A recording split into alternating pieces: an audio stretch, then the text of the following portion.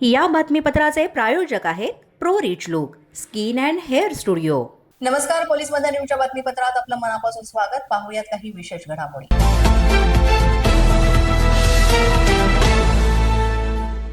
Chhatrapati संभाजीनगरच्या bogus IAS कल्पना भागवत या प्रकरणामध्ये मोठी आता अपडेट समोर येते। कल्पना भागवतचे अनेक कारनामे आता समोर आलेले आहेत। पद्मश्री मिळवून देतो असं म्हणून अनेक नेत्यांची तिनं फसवणूक केली आहे अशी माहिती मिळते। अहिल्यानगरच्या नेत्यांना फसवण्यात आलेला आहे। कल्पना भागवत अनेकांना पद्मश्री आणि राज्यसभा देण्याची ऑफर देत होती। डिम्पी हरजाई हा कल्पना भागवतला याबाबत ऑफर देत होता असं म्हटलं जातं आणि कल्पना भागवत ही लोकांकडनं पैसे उकळत होती।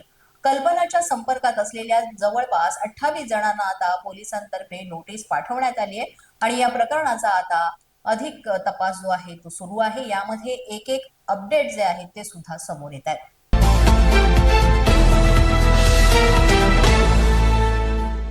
उत्तर प्रदेशच्या ओरियामधील खळबळजनक घटना समोर आली आहे। पाणीपुरी खाण्यासाठी एका महिलेनं तोंड उघडल्यानंतर तिचं तोंड बंद होईनाच असा हा प्रकार घडलेला आहे। पाणीपुरी खाताना जबडा निखळण्याचा हा प्रकार घडलेला आहे। डॉक्टरांनी हा जबडा पूर्ववत करण्याचा प्रयत्न सुद्धा सुरू केलेला आहे। ज्यांचा जबडा दुखतोय किंवा तोंड पूर्णपणे उघडण्यास त्रास होतोय त्यांनी वेळीच डॉक्टरांकडून उपचार घेण्याचा सल्ला सुद्धा या निमित्तानं दिला जातोय। 50 वर्षीय महिला पाणीपुरी खाण्यासाठी गेली होती आणि तिथे पाणीपुरी खात असताना जो जबडा त्यांनी उघडला तो प्रमाणाच्या बाहेर उघडल्या कारणानं त्यांची ती अलाइनमेंट जी आहे ती निखळली गेली असं म्हटलं जात आहे आणि त्यामुळेच या सगळ्या प्रकारामुळे त्यांचं तोंडच पुन्हा बंद होईना आणि लागलीच त्यांना रुग्णालयात उपचारासाठी दाखल करण्यात आलं। इंगला देवी असं या महिलेचं नाव असून रुग्णालयात सध्या त्यांच्यावर उपचार सुरू आहेत।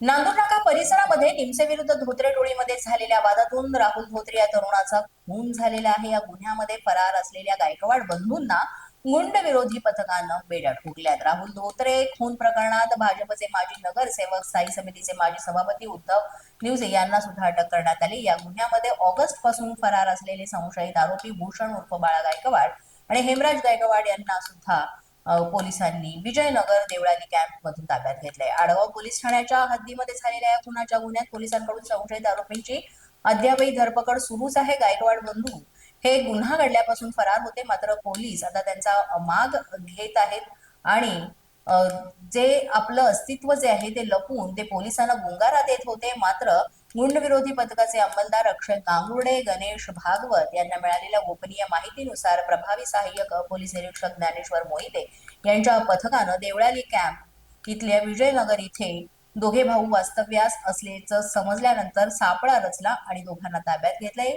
आता पुढील तपासाकरिता आडगाव पोलिसांच्या हवाली त्यांना करण्यात आलाय।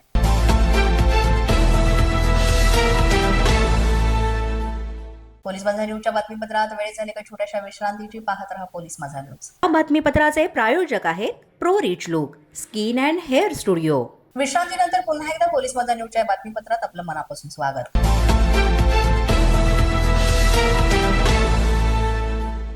गडचिरोलीच्या आरमोरी तालुक्यातील लिंजेवाडी इथं वाघानं पुन्हा एकदा एका महिलेचा जीव घेतल्याचा प्रकार घडलाय।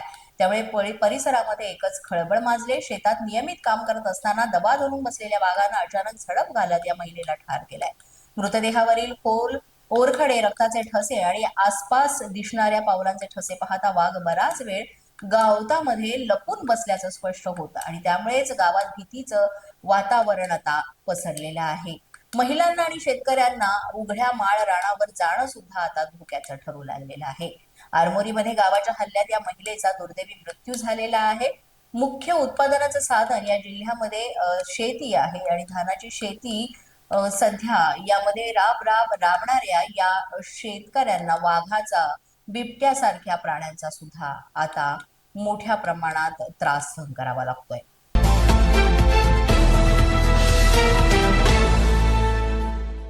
जळगावमध्ये इंस्टाग्रामवर शिवीगाळ करणारा व्हिडिओ अपलोड करण्यात आल्याच्या रागावरनं दोघा तरुणांनी एका तरुणाला बेदम मारहाण केल्याची घटना घडली आणि या मारहाणीमध्ये या तरुणाचा उपचारादरम्यानच मृत्यू झालेला आहे. अतिशय दुःखद बातमी आहे आणि या प्रकरणी दोघांविरोधात पोलीस ठाण्यात गुन्हा दाखल करण्यात आला आहे.